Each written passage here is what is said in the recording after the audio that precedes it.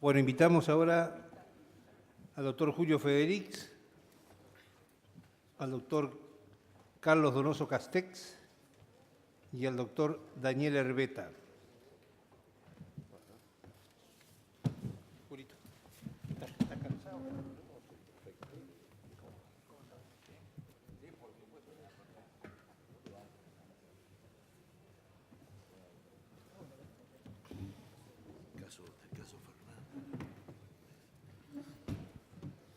Bueno, comenzamos por el doctor Julio Federix, coprovinciano, amigo.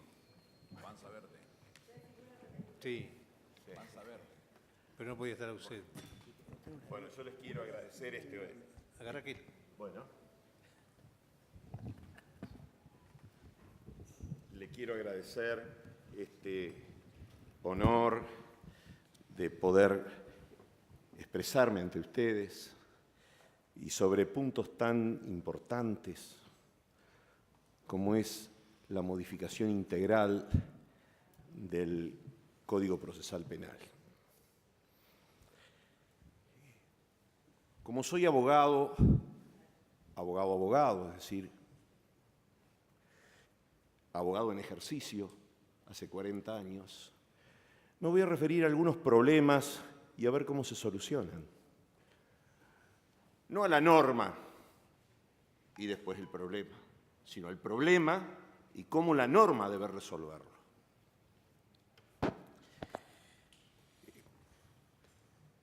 Creo que mi posición respecto del sistema acusatorio, de las distintas cuestiones que hacen a su estructura y demás, son bastante conocidas. En tanto soy el autor del proyecto que presentó el senador Guastavino, también sobre un código de procedimientos penales, así que con el sistema acusatorio. Por eso me voy a ir directamente a los puntos que me parecen centrales. En primer lugar, entiendo que la investigación y la persecución penal en manos del Ministerio Público no solamente es una ventaja al establecer claramente los roles, sino que debe ser especializada. Debe ser especializada. No puede haber un investigador ramos generales. No puede ser. No puede ser porque no es lo mismo hacer el estudio para la investigación de una estafa bancaria que para un hurto de pasacassette. Ni para un homicidio, ni para un hecho de naturaleza de abuso sexual. Son distintas materias y estas distintas materias tienen que estar a cargo de fiscalías especializadas. Por eso yo propongo que se agregue al artículo 88 que el Ministerio Público procurará la especialidad, digo así, procurará la especialidad de la investigación y persecución penal mediante fiscalías temáticas que tendrán a su cargo las causas que corresponden a su materia. Con esto zanjamos también la discusión de si el fiscal natural o el juez zanjamos. La Fiscalía de Homicidios se ocupa de homicidios, la Fiscalía de delitos sexuales, la Fiscalía encargada de los robos y hurtos se encarga de los robos y hurtos. Por supuesto, alguien dirá, sí, pero puede haber un robo con homicidio. Sí, claro, eso también lo podemos prever, no hay ningún inconveniente. Primera cuestión. Segunda cuestión.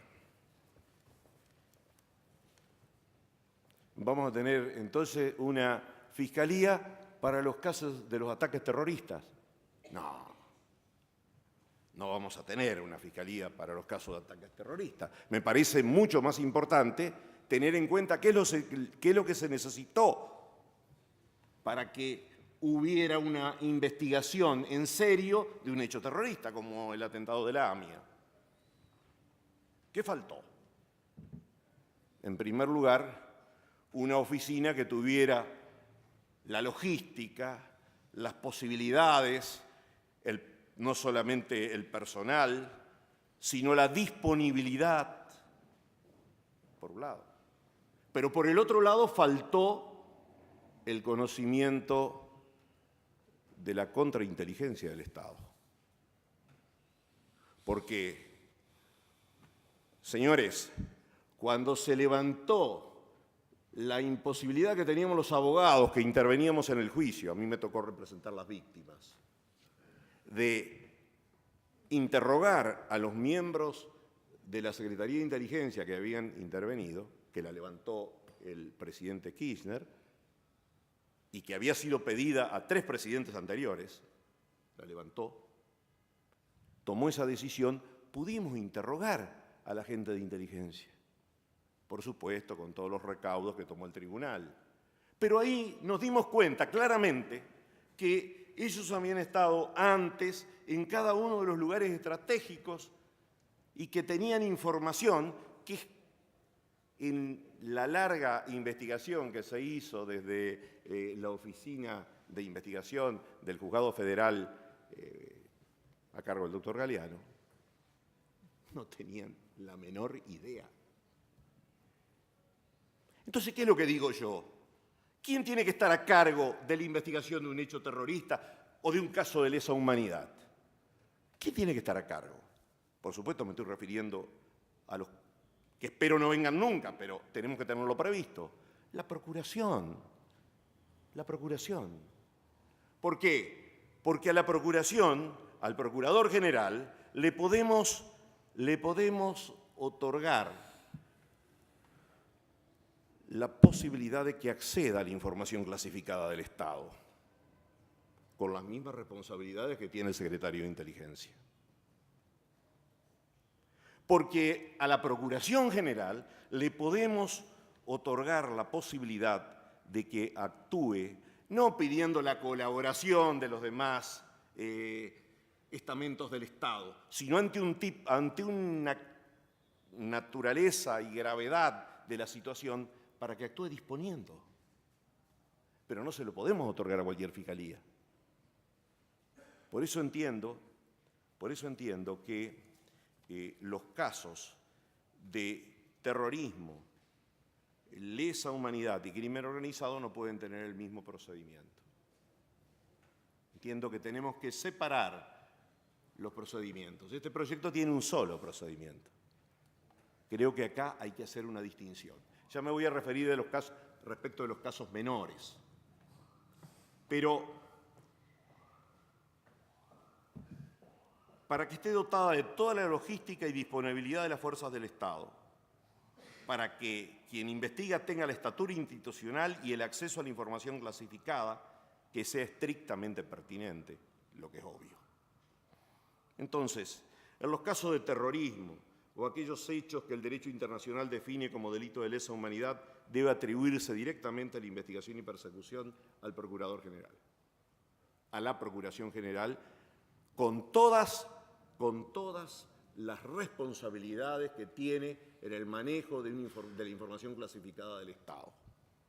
Esto, señores, no lo digo porque se me ocurrió.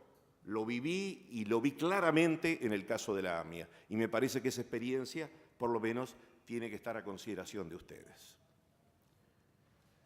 En los casos de delito de crimen organizado, entiendo que el procurador debe tener facultades para ordenar la extensión de la investigación a los aspectos patrimoniales, vinculados directa o indirectamente con el grupo,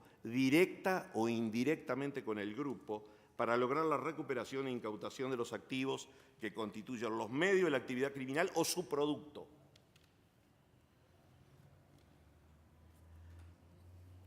Por lo tanto, voy a proponer agregar al artículo 88 estas facultades que deben ser otorgadas a la Procuración General. A la Procuración General. Esto tiene que estar a cargo de la Procuración General. No podemos establecer una fiscalía una fiscalía especial para ataques terroristas, no podemos hacerlo así. Tenemos que otorgar esa responsabilidad a la Procuración General. Por lo tanto, para agregar al artículo 88, traje dos textos que dicen exactamente lo que acabo de señalarles. Muy bien. ¿Sí? Ajá, léelo. ¿Cómo no? En los casos de delitos cometidos por grupos criminales organizados, conforme definen los tratados internacionales suscritos por la República Argentina, el Procurador General podrá ordenar que la investigación del Ministerio Público se extienda a los aspectos patrimoniales vinculados directa e indirectamente con el grupo para procurar la recuperación o la incautación de activos que constituyan el cuerpo del delito o su producto. Otro. Para la investigación de hechos de terrorismo y aquellos que el derecho internacional define como actos de lesa humanidad, el Procurador General tendrá a su cargo la investigación y persecución de los mismos. A tal fin, podrá convocar a los organismos del Estado que sean necesarios para efectuar los procedimientos que disponga. Asimismo, podrá acceder a la información clasificada pertinente asumiendo las reservas de ley. Yo les decía que tenemos que diferenciar estos casos de los casos ordinarios y comunes, que, por cierto, caben perfectamente en el procedimiento ordinario. Pero, ¿qué hacer con el 60, 65, 70% de los casos? ¿Qué son los casos en flagrancia y los casos menores? También le vamos a aplicar este procedimiento. Me refiero al procedimiento ordinario, no a este que señalé para estos casos mayores, llamémosle. También le vamos a aplicar el... Escúchenme, señores. Sale un fulano de una casa con un televisor al hombro, lo para la policía. ¿Le vamos a aplicar este procedimiento? Vea, en Entre Ríos se está aplicando el sistema del proceso sumarísimo. Proceso sumarísimo. Con el sistema del proceso sumarísimo, al señor que salió de la casa con el televisor al hombro, en 14 días le aplicaron una sentencia condenatoria. Alguien dirá, sí, pero lo hicieron con el juicio abreviado. Y lógico, se hizo con el juicio abreviado porque el hombre no tenía cómo discutir absolutamente nada y dijo, vea, me estoy llevando esto y me conviene el procedimiento, este procedimiento abreviado. Pero también les puedo decir que una violación cometida en Gualeguay, juez Cadenas, el que presidió el juicio oral, con juicio oral tuvo una duración de 30 días. 30 días. Con juicio oral. Que los casos de robo en Concepción del Uruguay, en Paraná especialmente, en Gualeguaychú, tienen una resolución cuando se da la flagrancia del orden de los 16, 20, 22 días. Que los homicidios aquí son resueltos en menos de 3 meses. Entonces, no son los plazos que le podemos poner a la norma los que van a determinar que una investigación sea corta. No son los plazos, es el procedimiento. Es el procedimiento. Yo no les puedo hablar desde la magistratura, porque nunca fui magistrado. Siempre fui un abogado de trinchera, siempre estuve tapado de casos en toda mi vida profesional. Les puedo decir concretamente cómo y por qué razón un procedimiento se hace rápido. Por eso lo pusimos en el Código de Entre Ríos. Acá, esta norma que también propongo, que es la del juicio sumarísimo, la aplicación del juicio sumarísimo para los casos de flagrancia y para los casos que tienen menos de 3 años y para los casos que hay muchísimos, el 65, 70% de los casos son estos. Y estos casos los podemos resolver rápidamente. ¿Es jurisdicción Vea, federal? ¿Es jurisdicción federal? En jurisdicción federal. Lo podemos resolver rápidamente, ya sea porque una vez que se realiza el procedimiento donde va el fiscal, que tiene razón acá quien me presidió en el uso de la palabra, que necesitamos fiscales proactivos, necesitamos fiscales que cuando se produce el hecho se constituyan en el lugar, llamen a la víctima, pero llamen también a todas las personas que vieron, que se haga el levantamiento de los rastros mediante un acta. A partir de ahí podemos hacer la imputación, podemos atribuir y obviamente el imputado podrá decir, vea, yo no quiero el procedimiento sumarísimo, yo quiero el procedimiento común. ¿Cómo no, señor? Tiene el procedimiento común. Puede ser que el fiscal también, a pesar de la flagrancia, entienda que este procedimiento sumarísimo no le da todas las garantías como para llevarlo bien al caso, al juicio oral. Pues bien, decide que seguirá, por supuesto se lo pide al juez de garantía que va a seguir con el procedimiento común. Pero, ¿qué es lo que quiero señalar? Que hay una enorme cantidad de casos que pueden ser resueltos con este sistema del procedimiento sumarísimo. Yo traje también un texto para dejarles. ¿Prefieren que lo lea o se los dejo después? Sí, adelante, pues, para que figure en la versión taquigráfica, que es importante, ¿cómo no? Que de eso nos nutrimos después para hacer los análisis. ¿Cómo no? El proceso sumarísimo, que yo propongo agregar desde el capítulo de procedimientos del artículo 195, que está el procedimiento común, poner este antes del procedimiento sumarísimo. El presente procedimiento especial se aplicará a todos los casos de flagrancia donde solo aparezca necesaria la imposición de algunas de las medidas sustitutivas de la prisión preventiva. Porque si mató a la madre, no vamos a aplicar esto, porque se va a aplicar la prisión preventiva por cualquiera de las dos razones. Sin perjuicio de la detención del imputado, hasta tanto el fiscal decida la aplicación de un procedimiento común dentro de las 24 horas. En los casos en que se estime que la pena que solicitará el fiscal no superará los 3 años, este es otro de los supuestos, y solo aparezca necesaria la imposición de alguna de las medidas sustitutivas de la prisión preventiva, en tanto aparezca compatible su investigación con este procedimiento. En cualquier estado, el fiscal podrá disponer la aplicación del procedimiento común en atención a la complejidad o gravedad del caso. La defensa podrá solicitarlo al juez dentro de las 24 horas de realizada la audiencia en que se le hace saber el hecho imputado. Contra la resolución del juez de garantía que ordena el trámite de investigación por el procedimiento común, las otras partes podrán recurrir dentro de las 24 horas mediante escrito fundado, que es elevado inmediatamente a la Cámara de Apelaciones y resuelto sin sustanciación dentro de las 48 horas. Otro artículo. El fiscal actuante se constituirá en el lugar de los hechos, inmediatamente abrirá un acta mediante una breve relación de los hechos, ordenará las medidas de investigación que correspondan y la comparecencia forzada de quienes aparezcan sindicados en la comisión de los hechos, consignándose igualmente el resultado de las diligencias y elementos probatorios reunidos, haciendo contar sus aspectos más relevantes. Identificará a los testigos, transcribiendo sintéticamente sus dichos en el acta, sin perjuicio de que estime por la complejidad de sus declaraciones recibirlas separadamente. De lo contrario, todo va en un acta sucinta. Una vez identificados, se hará conocer a los imputados la aplicación del presente procedimiento, la participación que se les atribuye en el hecho, su derecho a contar con asistencia letrada, sin perjuicio de la intervención desde el inicio de la investigación del defensor oficial y el derecho a declarar conforme a las disposiciones de este Código, como asimismo de ofrecer las pruebas que estime corresponder. Si hubiere menores, el fiscal los pondrá a disposición del juez competente y a su respecto el proceso continuará según las normas correspondientes. Muy bien.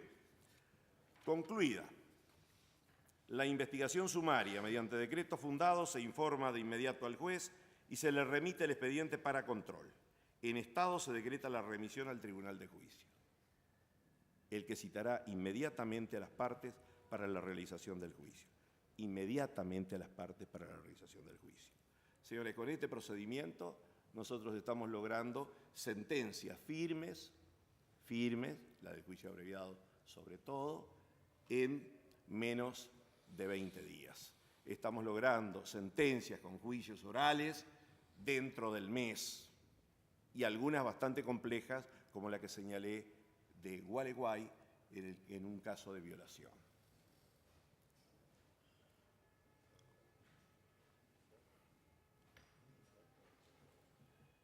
Bueno, el tribunal, yo dije que inmediatamente debía actuar, efectivamente, porque en el otro artículo dice, una vez producidas las medidas de instrucción suplementaria en su caso, el tribunal dispondrá la realización de la audiencia oral y pública de conformidad a las prescripciones del juicio oral, la que deberá celebrarse dentro del plazo de 10 días.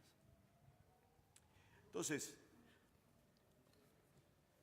yo creo que tenemos que distinguir, no podemos tener el mismo procedimiento para un caso de un ataque terrorista que para un caso común o para un caso de flagrancia, un caso que no tiene otra cosa que discutirse que el monto de la pena.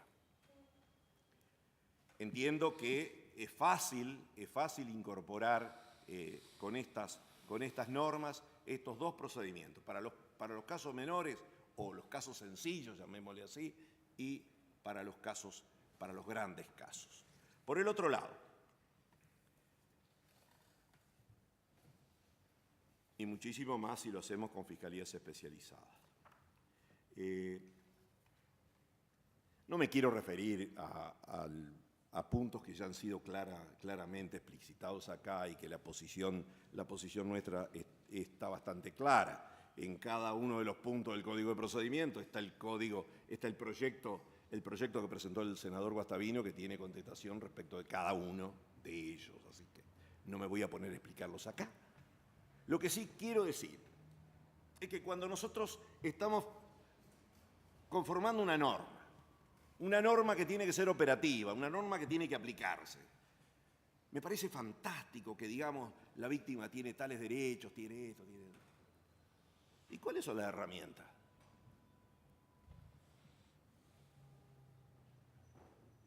Me parece que además de enumerar los derechos de la víctima, tenemos que poner herramientas para que la cuestión funcione. Fíjense ustedes, en el caso de la violencia doméstica, ustedes piden prueba y el hecho ocurrió en un recinto cerrado donde hubo un golpeador o una golpeadora. Están los viejos también que reciben. No, es generalmente 95% de los casos. Pero me ha tocado también en el ejercicio profesional casos donde al abuelo que quedó, también le digo el abuelo. Pero lo que quiero decirles, es que... En San Luis ni hablar. No sé, digo yo, me imagino, doctora, No, que va. Lo importante es que a la víctima también le demos algún instrumento como para que se defienda de esta situación. No basta decir que la víctima tiene tales derechos y que tiene que ser informada. Está bien, todo eso estamos de acuerdo. Si ustedes se fijaron en mi proyecto también lo puse, pero lo que me parece que hay que colocar son instrumentos activos para que se solucione el problema. Porque de lo contrario vamos a seguir igual, van a ir al fiscal como iban ante la policía a decirle, vea, tengo la cara así, pero y dígame qué prueba tiene, y no tiene prueba. Entonces, estimo que aquí hay que colocar una protección inhibitoria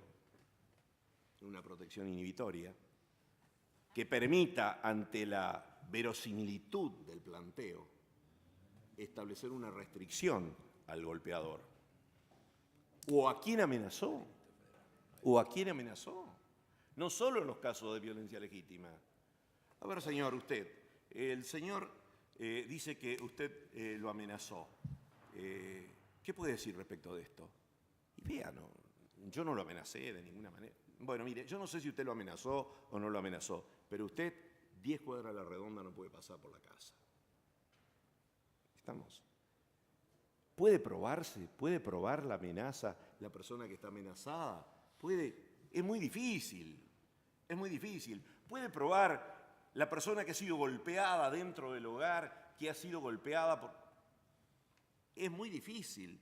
Entonces, independientemente de la investigación, tenemos que establecer normas que protejan a la víctima logrando la expulsión, por lo menos temporaria, del conviviente y la protección inhibitoria.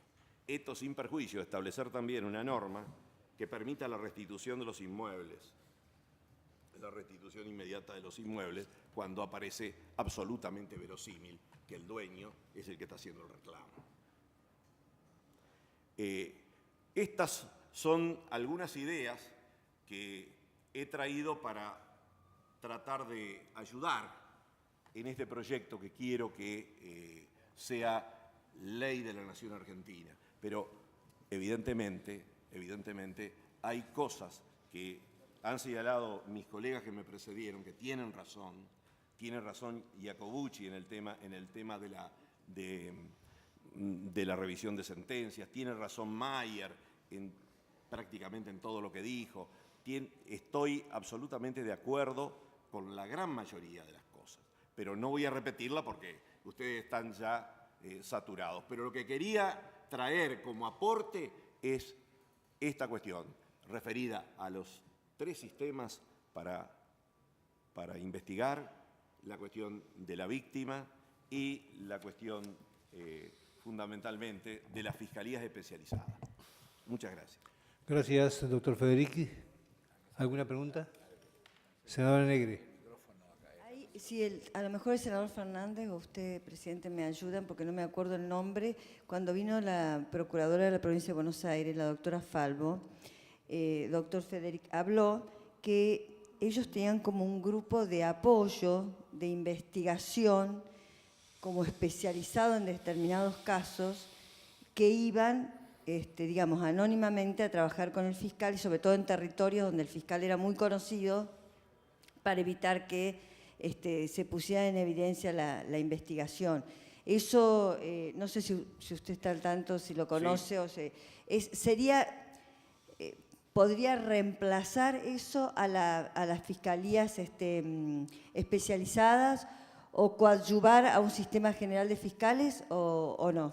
No tengo ni idea cómo funciona, por eso le pregunto. Senadora, el que investiga tiene que conocer el palo de la baraja del que comete el hecho, es una cosa básica. Nosotros nos hemos manejado con jueces de instrucción, que son personas que tenían la responsabilidad de atender e investigar todos los casos. Y eso, evidentemente, es parte del fracaso. Las fiscalías tienen que ser especializadas. Esta forma que encontró nuestra común amiga, la doctora Falvo, para lograr este apoyo, de apoyo de investigadores especiales y demás, no está mal, pero ¿cómo hacerlo funcionar?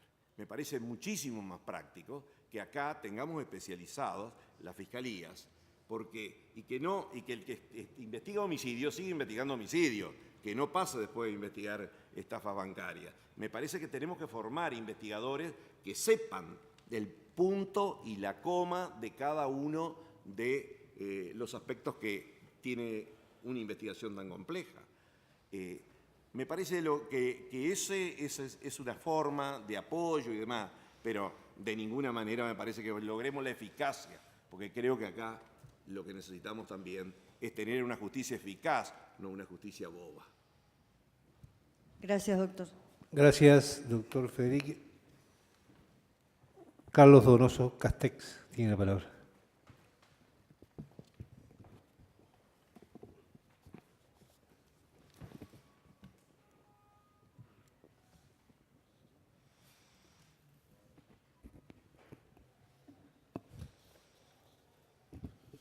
Buenas tardes.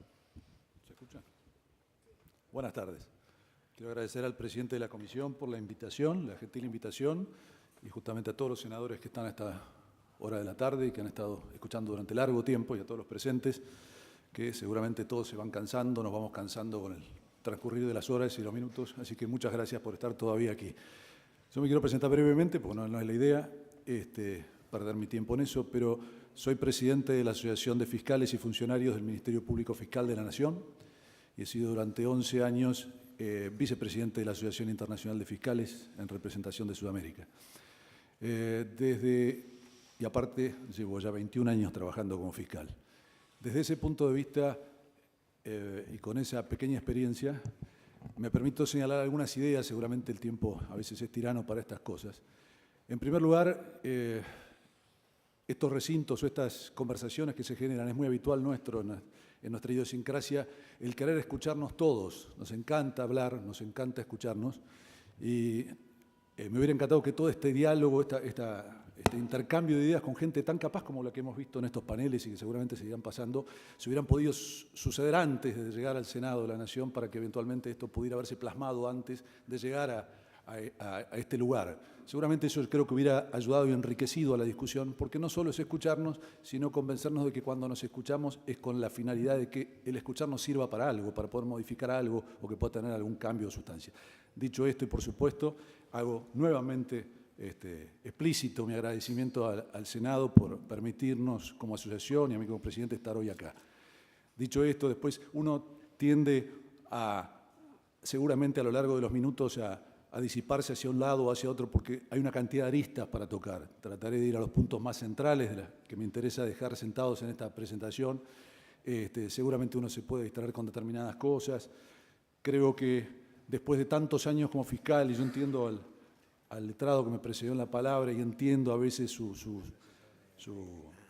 preocupación ante determinadas circunstancias, yo le digo, creo que quienes ejercen la función, depende quién la ejerce, porque en definitiva podemos hacer las mejores herramientas legales y siempre terminamos en los recursos humanos y quién va a ser la persona que los va a aplicar, y ahí terminamos siempre, no por una cuestión de jactancia personal. Digo, después de 21 años, anoche hasta altas horas de la madrugada me tocó estar junto al riachuelo, con mucho frío, cuando había sido ultimado un integrante de prefectura, que había sido fusilado. O sea, lo que estoy diciendo, después de 21 años uno sigue con la misma pasión y las mismas ganas de estar tratando de dilucidar los hechos, y no pasa por un sistema u otro, sino por realmente el compromiso que uno tiene en el ejercicio de la función. Dicho esto, y no como a título personal, sino señalando que sin duda hay colegas que con el paso de los años tienen una experiencia. Había un fiscal japonés que yo conocí hace muchos años que fue una eminencia en su país, y él decía, podemos modificar todos los sistemas procesales, pero la experiencia no se obtiene en 2 minutos. La experiencia se obtiene a lo largo de los años. Entonces,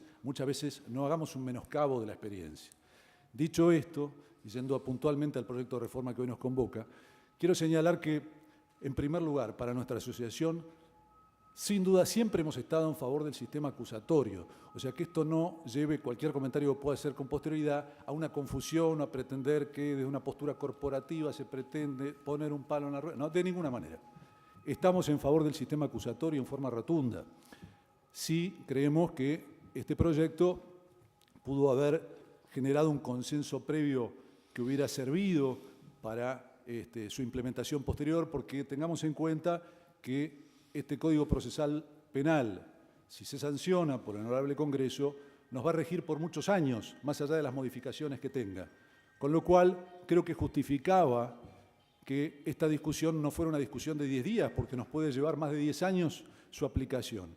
Quienes hablaron, aquí el doctor Jacobucci hizo alguna mención y algunos más de los disertantes, respecto al recuerdo de la entrada en vigencia del código que hoy en día nos rige. Yo también me tocó pasar por aquella época, y como cualquier implementación de un nuevo código va a llevar necesaria e ineludiblemente a una enorme cantidad de discusiones jurisprudenciales, a una enorme cantidad de planteos de las partes, hasta que empieza a buscar su cauce el nuevo código.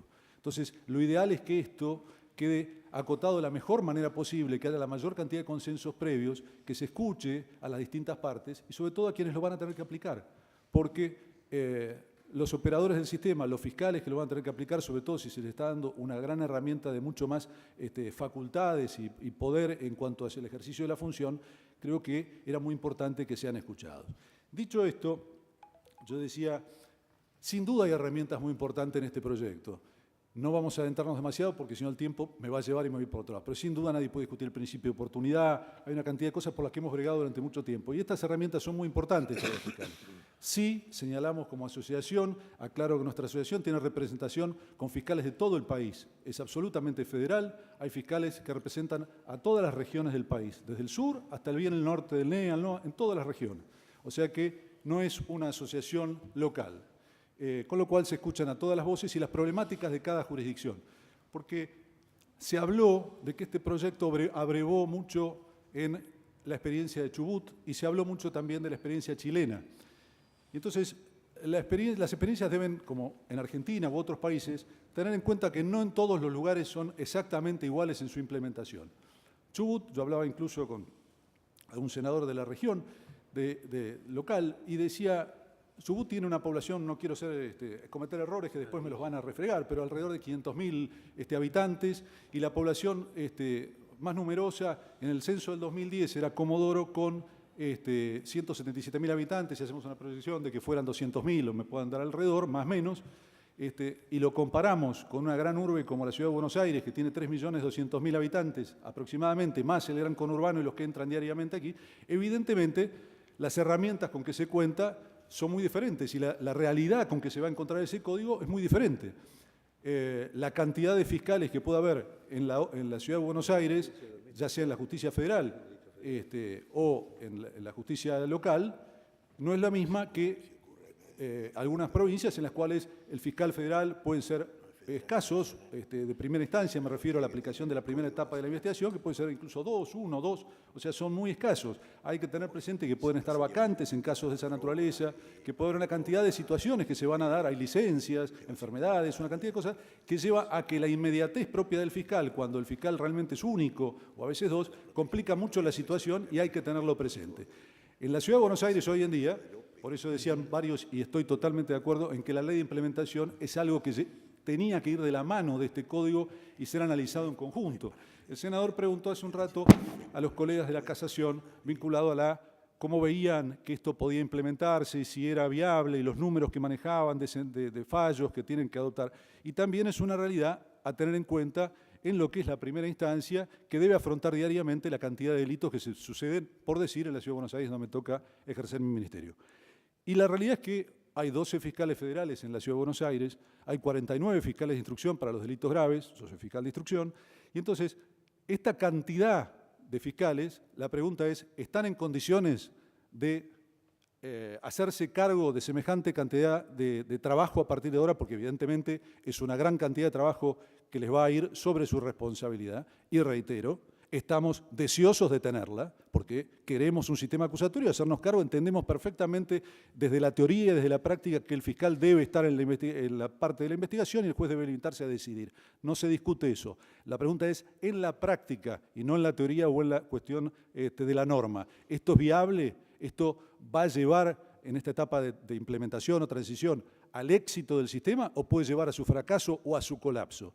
Hoy en día este mismo proyecto señala en varias de sus partes que los magistrados, tanto jueces o fiscales, porque ambos tienen la calidad de magistrados, no pueden delegar ninguna de las tareas propias de la función en sus colaboradores.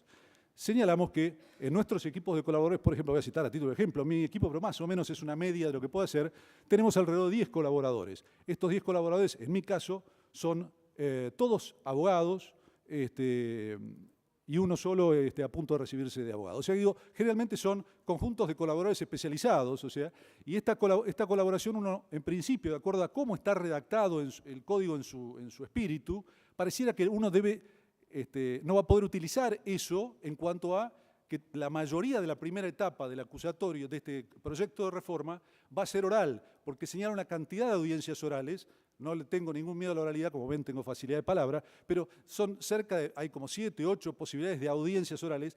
En la capital federal, en este año aproximadamente, para dar una idea, estaremos cerca de las 75.000, y me quedo corto, causas en el año con personas acusadas, más los autores no identificados. Con lo cual, estamos hablando de cerca de 100.000 casos en el año entrando al sistema judicial. ¿Pueden 49 fiscales solos hacerse cargo de eso? Yo les dejo la pregunta, pero no por una cuestión de evadir trabajo y responsabilidad. Nos encanta. La pregunta es, ¿estamos en condiciones o hay que designar una enorme cantidad de fiscales? ¿Todos esos colaboradores se van a convertir en fiscales? ¿Quién va a decidir eso? ¿Quiénes van a ser todos los fiscales que de hecho van a tener que llevar a la práctica esa implementación del sistema? ¿Por qué? Todas estas audiencias orales no se pueden delegar y uno tiene que estar presente en ellas. Entonces no se puede estar en los lugares del hecho, en las audiencias orales, en todos los lugares a la vez, porque esto es, por más que quisiéramos, pareciera medio imposible. Pongo esta punta de iceberg como para abrir un poco la realidad, para que se vean y después el día de mañana no nos sorprendamos. Yo no pretendo, siempre soy una persona que intento ser optimista y buscarle soluciones a las cosas, pero esta realidad es latente. También volviendo a otro punto que está en el final, ¿no? Vamos de un punto hacia el otro, pero sí desde nuestra asociación queremos señalar que estamos en abierta oposición a la sanción o aprobación del artículo 34 del anexo 2. Entendemos que esa facultad discrecional, absolutamente discrecional para la procuradora, entendemos que es muy riesgosa, no solo para esta procuradora, sino para los procuradores venideros o quien sea. Esa facultad no puede ser pensado solo en función de una persona, debe ser pensado para adelante, no con el procurador o procuradora de turno. Pero tenemos que entender que ese riesgo está no para hoy, sino para el futuro también. Los fiscales, el artículo 7 de este proyecto, que es muy importante, porque acá hablamos de conmoción social, hablamos del tema de los extranjeros, hay uniformidad de criterios, comparto lo que se ha dicho y no voy a ir hacia ahí, pero sí creo que eso puede muchas veces distraernos del objeto central del proyecto y es el rol importante que van a asumir los fiscales a partir de ahora con la sanción de este código. Y el artículo 7 habla del juez natural. Y yo hablaba con algunos colegas y señalaba que me parece muy bien, lo comparto plenamente, pero digo, no deberían preocuparse tanto del juez natural a partir de ahora, porque el juez, en gran medida en el proceso, va a tener un rol mucho más decorativo, por llamarlo, por supuesto que me perdonen los jueces, lo estoy diciendo desde el punto de vista del sentido un poco de poner un tono humorístico a esto, y distendido. Pero la realidad es que el impulso de la acción penal, la decisión de si un proceso va a avanzar, de si un caso puntual va a merecer una acusación, un avance, etcétera, etcétera, o no, o por el contrario, el cerrar una investigación, va a estar en manos del fiscal y el juez muchas veces no va a lo mejor a tener posibilidad casi de opinar en algunos casos si no hay discusiones en estos temas. Entonces, lo que es mucho más importante, como la investigación va a estar totalmente en manos del fiscal, es garantizar al ciudadano, no al fiscal. A nosotros no es para el fiscal esta garantía, es para el ciudadano, que realmente el fiscal va a poder ejercer su función y su ministerio con absoluta independencia, porque esta va a ser la manera de poder garantizar justicia, en definitiva. Y entonces, alguno me dice, porque rápidamente sale, no, el fiscal natural no existe, y puede ser, le diré. Y si no existe, piensen que exista, preocúpese porque exista. Dice, no, esto es una discusión teórica. No es tan teórica, estoy hablando de cuestiones prácticas, porque en la realidad el fiscal va a tener un rol protagónico y hay que garantizar realmente que los fiscales no puedan ser desplazados al antojo de nadie, porque esto va a llevar a investigaciones para un lado o para el otro, o en avance o en retroceso, o frenadas, muy peligrosas. Estas circunstancias hay que tenerlas en cuenta.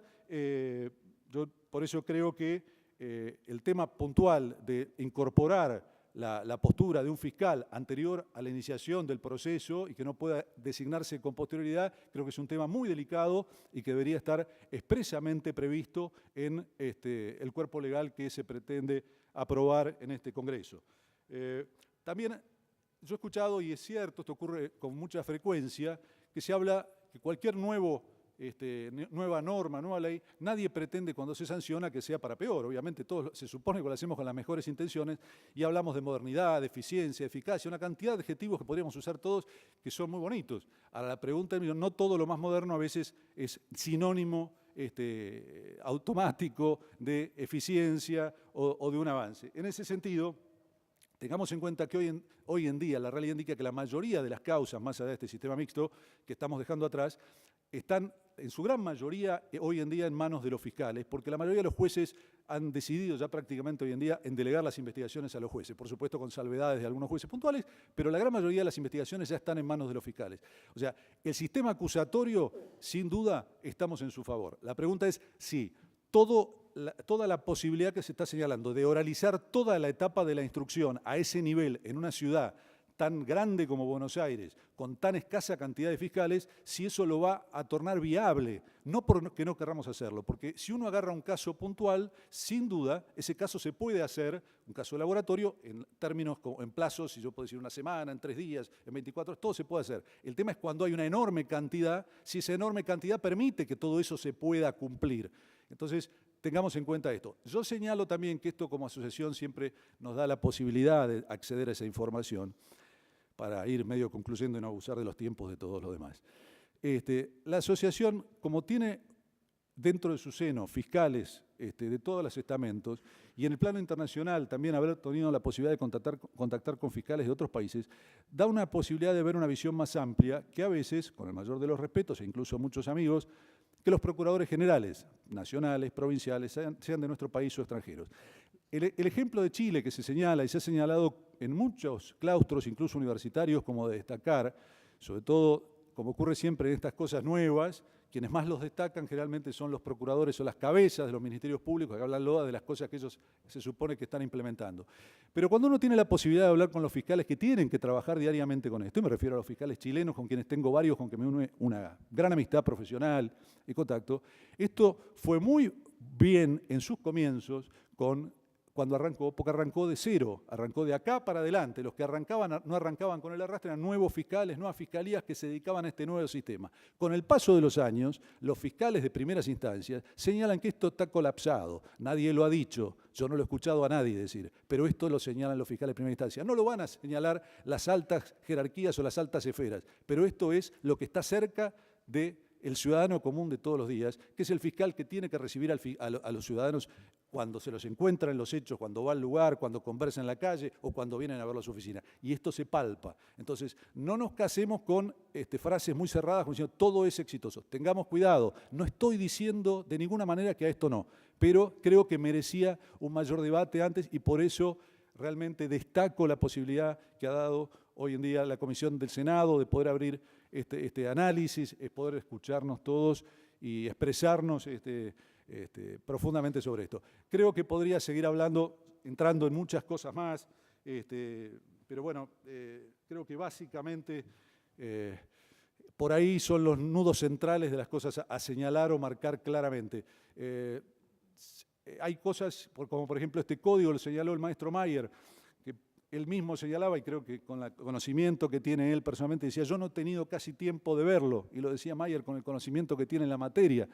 Y esto, nosotros hace 10 días, sí, el otro viernes, no el pasado, recién tuvimos acceso a tener, y miren que lo estaba buscando, a tener el proyecto en la mano para poderlo leer, estudiarlo, etcétera, etcétera. Entonces, y obviamente esto se tiene que hacer en el fragor del trabajo cotidiano, de las ocupaciones, las responsabilidades. Y uno lo ha hecho porque tiene pasión por esto. Pero lo que quiero decir es que creo que hay que tener mucho cuidado en no apurarse, hay que analizar estas cosas con mucho cuidado y espero que determinadas decisiones, como por ejemplo señalo, la posibilidad de garantizar claramente que los fiscales no puedan ser movidos o trasladados o asignados a causas determinadas con posterioridad, tienen que tener muchísimo cuidado. Para el futuro, porque tenemos un Ministerio Público que es unipersonal, a diferencia del Poder Judicial, que tiene en su cabeza, por naturaleza, una corte de 5 miembros, con cámaras, con varios miembros, que pueden expresar sus distintas ideas, sus distintas opiniones, sus distintas posturas o filosofías, etcétera, etcétera. El Ministerio Público es unipersonal en su cabeza, entonces eso hay que tenerlo en cuenta.